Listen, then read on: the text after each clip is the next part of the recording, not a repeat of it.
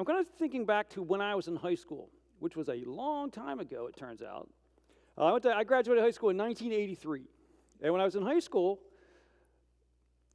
I had a friend. I don't want to out him. I'll say his name was Bobby. And my friend Bobby, his father owned a construction company, a small construction company. And my friend, during high school, worked for his father. And, you know, in high school, you do the stuff they give you to do, right? If it needs to be pushed, you push it. If it's heavy, you carry it. If there's a hole, you dig it, sort of thing. Well, nothing really skilled, just kind of the work that, kind of the gopher work is what my dad always called it. And my friend Bobby was happy to do that. You know, he made some money while I was in school. And when we graduated from high school, he continued to work for his dad. And once he graduated, he wanted to kind of get to know the business more. But my friend's dad's business was actually growing, and so his dad was always like super busy. And so he'd ask his dad to say, you know, can you tell me a bit more about the business? I want to understand how the business works. And, you know, Dad didn't mean anything by it, but he's always like, I don't have time for that right now. I've got to do this other stuff. And so then he would ask his dad, well, can I learn more of the skilled parts of the job? Can you show me how to do those things? And of course, his dad needed to get things done. So he's like, well, I don't have time for that right now. Just keep doing what you've been doing. Now, as time goes on, we kind of get to the mid-1980s, and for, you know, those of us who were around for that time frame, we know that that's around the time that home computers start to become more affordable. So my friend Bobby bought a home computer, and he learned how to use it. And one of the things that he noticed was that his dad, after working a very long day on the project, would spend lots of time at night doing financial stuff, doing quotes, all these sort of things. And Bobby says, Dad, you know, I'm learning how to use these computers. There are these things called spreadsheets that actually could make this a lot easier. I could help you with that. I could do that for you. And his dad's like, nah, I'm good with my calculator and my tablet, my paper tablet that I write on, not my tablet, right? I'm good with all that. And Bobby would kind of insist, Dad, I can make this a bit easier for you. And Dad would say things like, well, when the business is yours, you can do things the way you want. But right now, I'm going to keep doing things the way I want. Well, as years went by, my friend Bobby is getting to be in his 20s. And still, he's pushing wheelbarrows, digging holes, and carrying big boxes. And finally decides that he's got to get another job. And so he goes to his dad and says, Dad, I'm leaving. Now, I wasn't there for this conversation, but as Bobby told it to me, his dad blew his top. I'm building this for you. Why don't you want it? I've spent years doing this for you.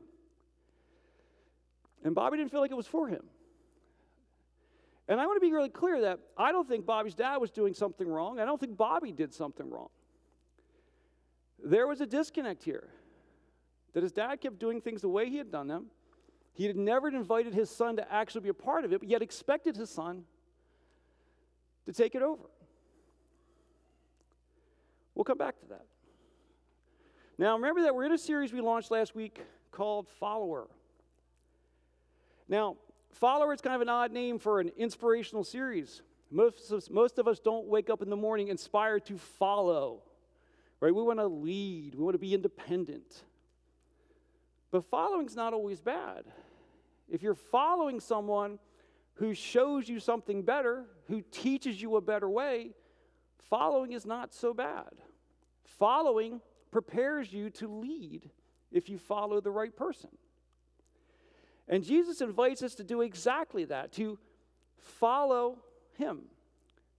And following him means, listening to his teaching, living our lives the way he lived his own life. And what did Jesus do in his life? He built relationships with people. He helped people discover a relationship with God. He cared for people. He loved people. And so when Jesus says, follow me, that's what he's inviting us to do. So as we continue the series this week, I want to read a particular scripture from the author Luke, the gospel author Luke, who tells us what Jesus says about following him. So Luke tells us that Jesus said this. So why do you keep calling me Lord, Lord, when you don't do what I say? I will show you what it's like when someone comes to me, listens to my teaching, and then follows it. It's like a person building a house who digs deep and lays the foundation on solid rock. And when the floodwaters rise and break against that house, the house stands firm because it is well built. And so the point that Jesus is making here is that when I call you to follow, I'm not asking you to be less. I'm asking you to live in the fullness of who you are, to build a foundation for our lives that will carry us when life doesn't go well. Right? It's easy to be upbeat when everything's falling into place. It's much harder to have hope and be upbeat when things are difficult. And Jesus is saying, follow my teachings, follow me. And that strengthens you for the journey that we experience in this life. That it effectively gives us a firm foundation for life. And one of the things that I like most about this particular scripture is that Jesus references this idea that we're building something. That our lives are meant to be building something. And it should be building something that lasts. Right? And our lives really are made up of that, things that are resilient. You know, and I think all of our lives in some way involve building. Right? I mean, we certainly build our families. If you've started a business, you've built a business. You know, even if you've worked in someone else's business, you help build that business. If you're active in a nonprofit, you help build that nonprofit. Many of you have spent a lot of years here building this church, right? That we are all called to be building something. But I think the most important thing that we build are relationships. Over our lifetime, we build relationships. We build relationships with our friends, with our coworkers. Hopefully, you're building a relationship with your spouse. And you build relationships with your children. But the challenge of life in general and the challenge of relationships specifically is that things change all the time. And as the world changes, as things change around us, maintaining relationships is a very difficult thing to do, that we have to be willing to adapt to make that work. Because there's a reality of life that it doesn't seem like it at first, but I think you'll see where I'm going with this. Every single thing we have is temporary. Nothing is permanently ours, because you know what? You're temporary. I'm temporary, right? Our time in this earth is temporary. Like the minute you check in, you know you're checking out, sort of thing. There's your uplifting quote for the day, by the way, if you're looking for one. Right? But the reality is life is temporary. And so we have a limited amount of time to do things in our life. And recognizing that things are temporary helps us understand our role in anything that we do. Right? If you still have a job, one day someone else is going to do it. Some of you have retired and someone else is doing your job. Right? That, you know, even here in this church, whatever position you have in this church, eventually someone else is going to do it. Someone else is going to stand here at some point. So what that means is that none of these things are actually ours. It's not mine. It's not my church. You know, we have responsibility for it. We have what we call stewardship. We are responsible to take care of these things for a time. You know, whether it's our jobs or our church. And something that's kind of maybe the most direct example of that is being a parent. Right? You never stop being a parent. You're always your children's parent. But when your child is 40 years old, do you parent them the same way you do when they're 4 years old? Probably not. Right? Probably not. Because the reality is that it evolves over time. It evolves throughout their young years, but what is good parenting? Right? Good parenting is not just sitting protecting your child all the time. Right? It's not just, you know, obsessing over every detail all the time. It's what it is parenting is preparing your children for the day that you're not there, for the day that they grow up and they leave your home and move back for a while, then leave your home again, sort of thing. Right? But parenting is all about preparing your children for the future. That good parenting is preparing your children to live their life when you're not active part of it anymore. And that's not just parenting. Probably the most direct thing I have in my life that's like that is our church. right? It is our responsibility to recognize that we are temporary stewards of this church. And one of the most important jobs that we have as part of this church is to make sure that it is strong and healthy to continue on when we're not here anymore. That's what we are called to do. If you go back to the original gathering of people that led to this church, we're in the 1840s at that point. So we're coming up on close to 2 centuries. We have this church today because the people all those years made sure that was true. And you've done all the work you've done to keep things healthy.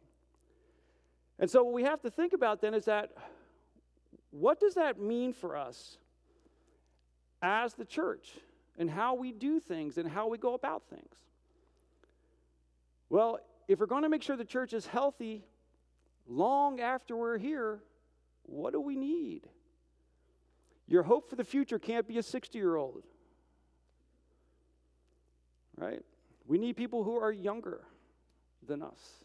And we have a few, and I'm grateful for all of you, by the way.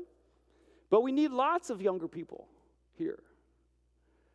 So that a key part of our responsibility is not just taking care of this building, not just paying the utilities, not just gathering on Sunday morning.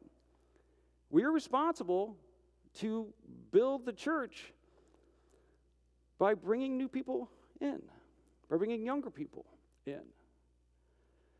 Now, the thing is that challenge is not unique to this church. A common challenge in the churches throughout America, throughout much of the world, is there aren't a lot of young people in them anymore.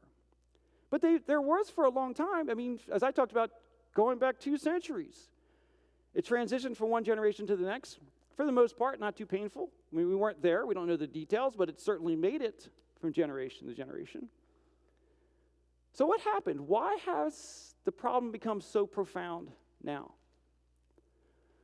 Well, let's think about how church transition has historically worked.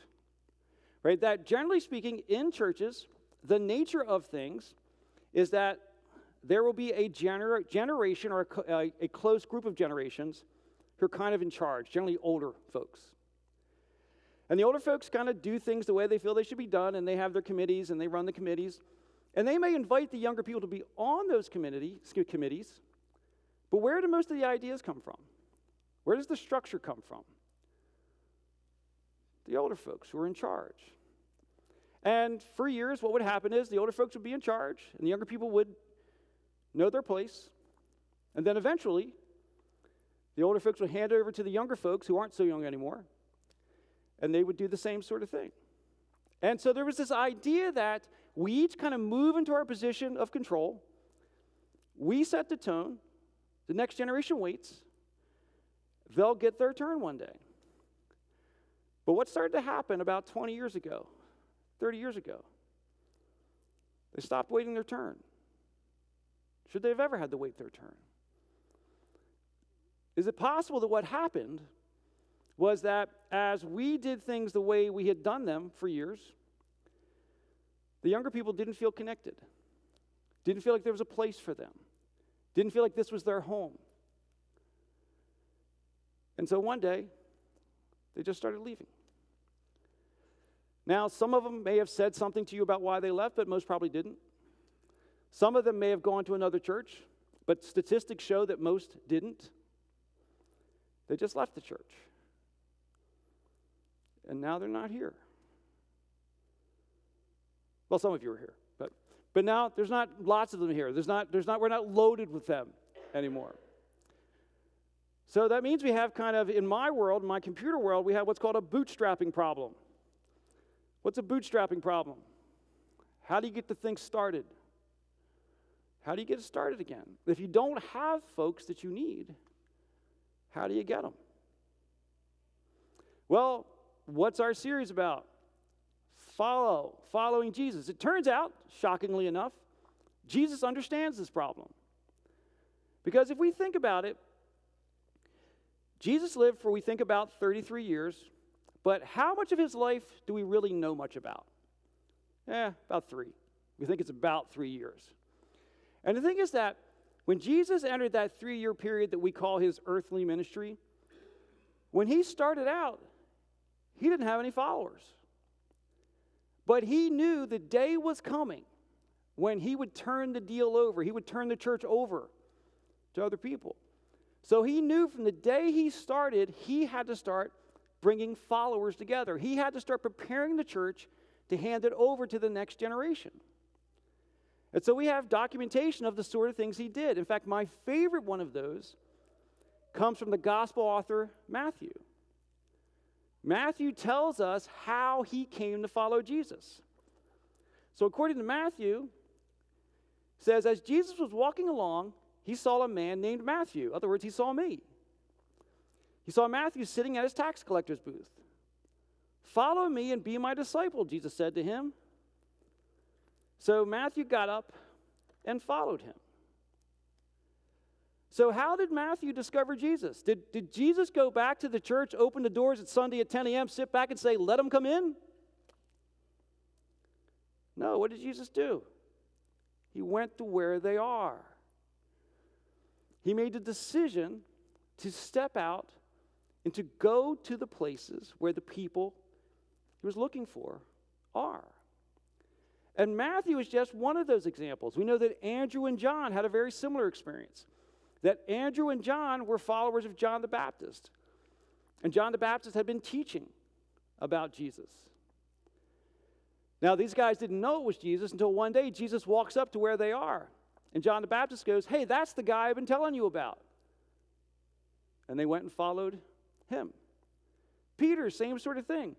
We know that Jesus met with Peter multiple times. And Peter didn't follow at first. And Peter kind of avoided him at first. But then eventually one day Jesus shows up and Peter starts to follow him. The thing that Jesus shows us here is that it is our responsibility to connect with people who are different than us, with people who are not here, with people who are not in the church.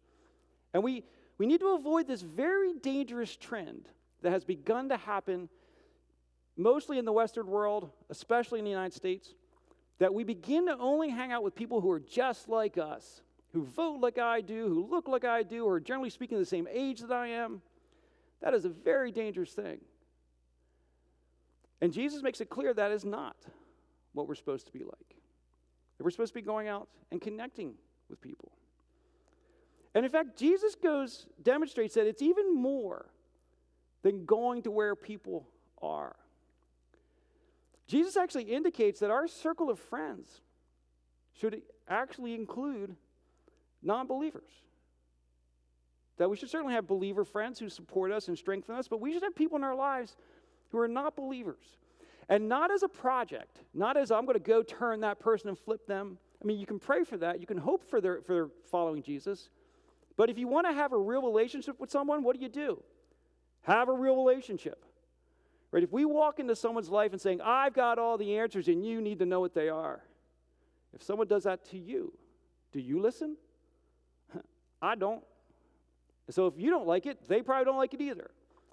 That Jesus calls us to be in actual relationships with people.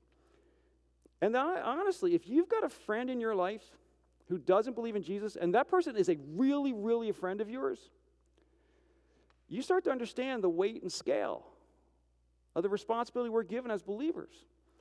You know, it's really easy to think of this idea that we're supposed to reach people and then go home. It's a lot different.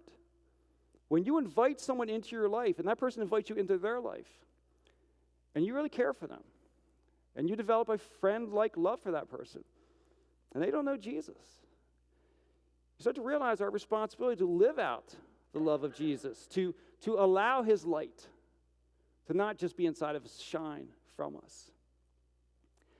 And so Matthew goes on to tell us that Jesus really makes it clear that we are to be out there connecting with people who are different than us.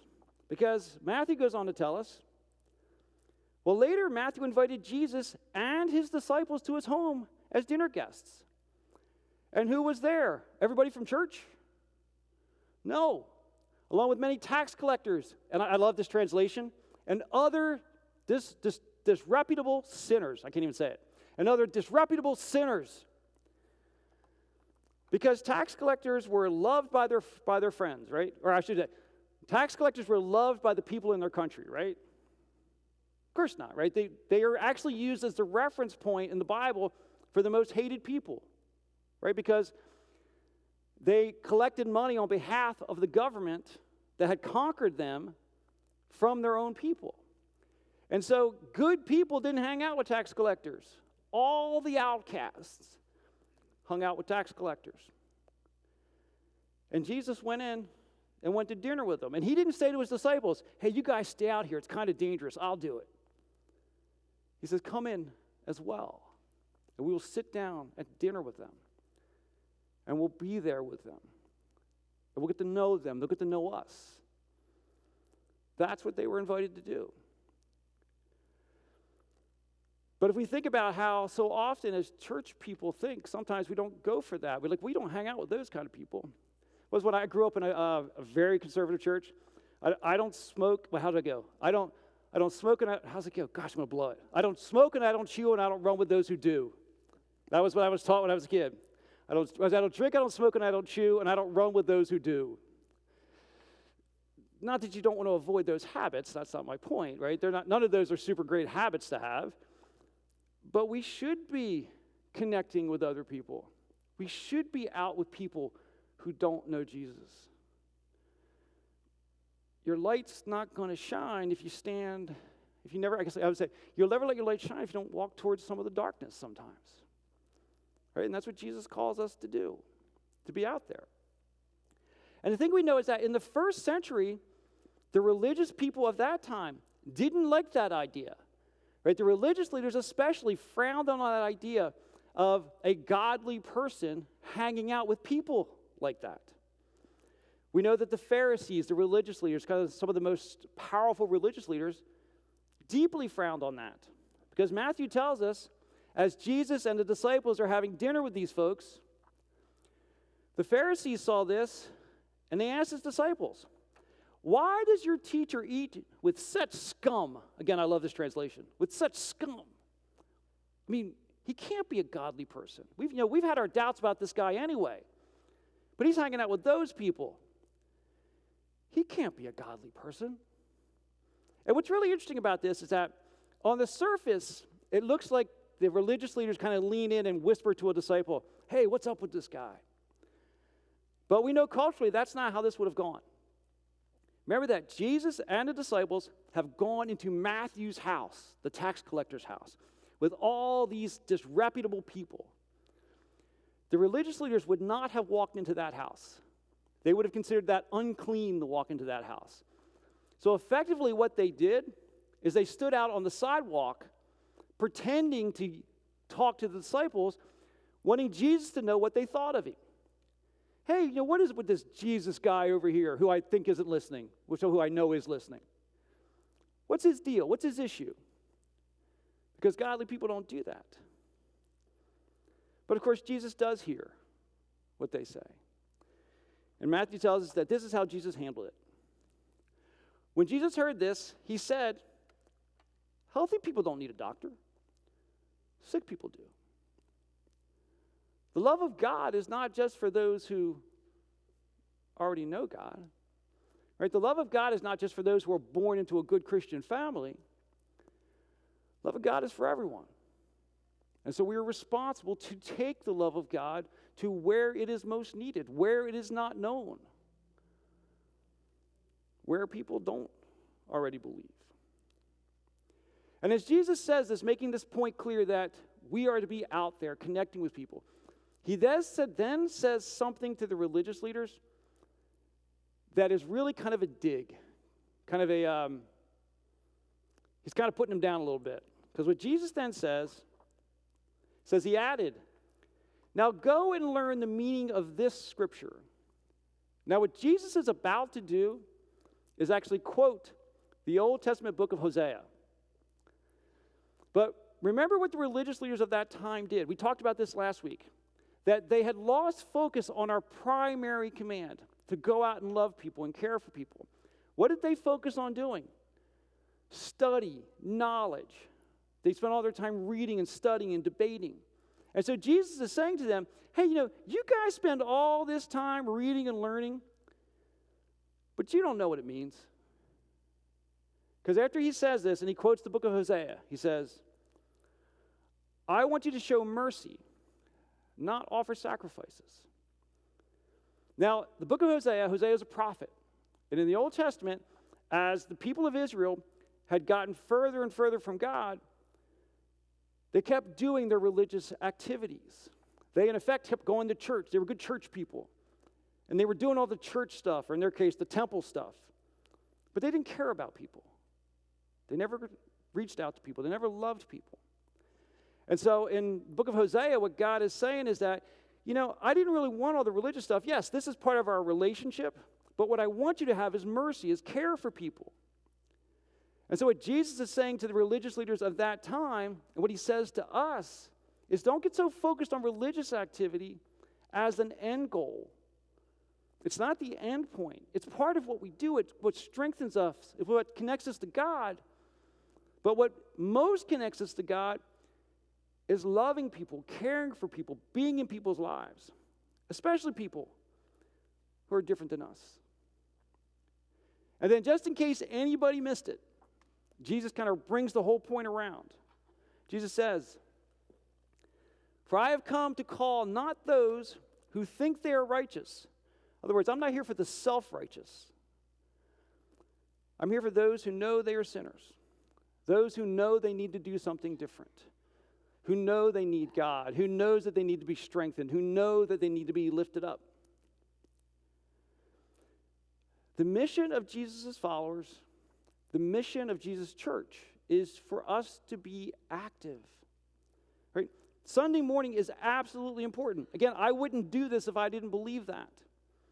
Right? That part of what we do on Sunday morning is, right, for those who are believers, that we come in and we kind of recover from the week before, that we come together, we strengthen each other, we, kind of pick ourselves back up a bit, let God pick us up a bit. But it should also involve fortifying us for the week ahead, preparing us to go out and be the light of God in the world around us, to be among people who are not believers, but to be different somehow, to be that shining light somehow. And Sunday morning is certainly important even for people who are searching for God, that it's important that we are here with the doors open at a known time, so when someone is in a point of crisis or searching or just feels moved, that they can walk through the doors and know we're here. Those things are absolutely important. But the thing for all of us to remember, God is not tethered to this building. Where does God dwell? What does Jesus tell us? What is the Holy Spirit? God dwells inside of you. If you want people to discover God, it's not about, throwing a concert in here on a Tuesday night, hoping when they walk in the building, they'll discover God. The way we want people to discover God is that you need to be out there with them as his light, as his presence. Because God travels with you. Yes, God is everywhere, but his Spirit dwells in you, empowering you to be a bright light, to be transformational. That's what we're meant to do.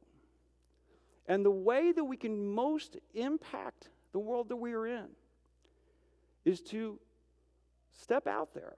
Right? The way that we can most help people find a relationship with God is for us, for you, for me, to step out and have relationships with people who do not know God. People who may be far from God or maybe had faith once and kind of have lost that faith or are searching. Right? That we are meant to be in people's lives. And I want to really be clear about this. I said this earlier. But we don't get to know people as a project that, I'm going to flip this person. That is, first of all, that's dishonoring to that person. It's not going to work in most cases. The way to make a difference in someone's life is to do what we're called to do, right? Be friends with other people, to be loving towards other people. That in order to have a lasting impact on someone's life, you've got to have a relationship with that person. Right? It's got to be about give and take. It's got to be an honest relationship where you talk to one another. My friends, the key thing that I want us to understand is that we are stewards of this church. We are the temporary stewards of this church. Our time being in charge of this church or controlling this church, honestly, even being in this church, is going to pass one day. And that we are responsible to make sure that things are in shape for when we're leaving. And the way to do that is not just to make sure the building is fixed up, although that's important, right? The way to do that is not to defend particular religious practices, right? As long as we are anchored in the gospel, as long as we are following the commands of Jesus, we have to shift and adjust over time. I mean, that's why we're doing what we're doing with the music. You know, that we want to make sure that it's an environment where people across generations connect. Because one of the great fallacies is that if we introduce things that help people who are younger than us or different than us connect, that it costs us something. I mean, we may change a practice or something, but the thing that most fills our hearts, the thing that most lifts us up, is embracing the command of Jesus and actually following it. And reaching out there and connecting with people, talking to people, inviting people.